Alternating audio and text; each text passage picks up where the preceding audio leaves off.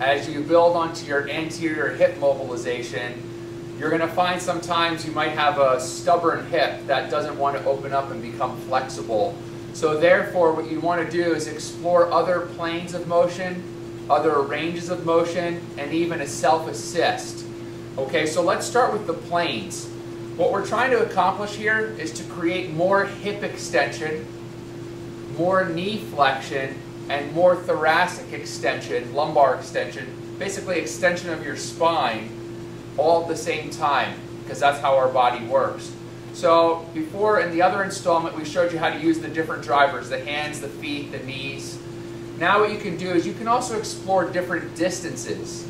As your body becomes more flexible and the tissues become more healthy, you don't always need to stay in this range of motion. You can bring your foot out and play in different ranges of motion. Okay, this is obviously more aggressive, so you wouldn't start here, but it'd be a good progression. So I can go out further. This is maybe like my mid-range, and then if I really got to a point where I was feeling really good, I could take the foot out even further and go to more of my end range to really maximize this mobilization. Again, this is not a starting point. This would be a progression. The other tweak that I might use is going in different planes of motion. Now, when we're trying to create hip extension, for instance, hip extension is a joint motion, but it's three-dimensional. So extension really only says the sagittal plane motion that's occurring at the hip. But the other motions that are occurring are abduction and internal rotation. Now those aren't really that important for you to understand. I just want to show you how to use the different drivers of your body to explore those other planes of motion. So let's start with the feet, okay?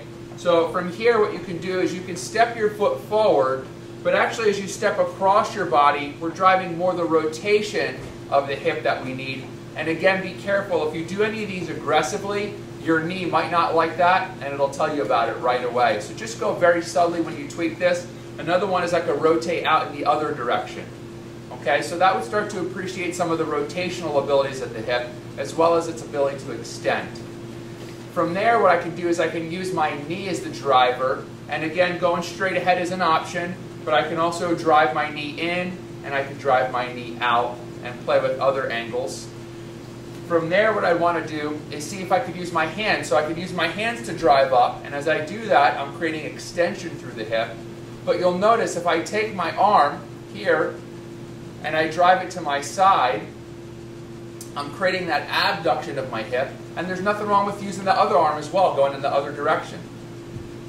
Okay, and then that last plane of motion would be the rotation. So as I bend my left knee forward, I can drive my hand back, but then I could also bend my left knee forward and drive my hand in that opposite direction, and then repeat with the other side. As I bend the knee forward, I drive my right hand back, and then as I bend my knee forward, I can drive my arm across my body.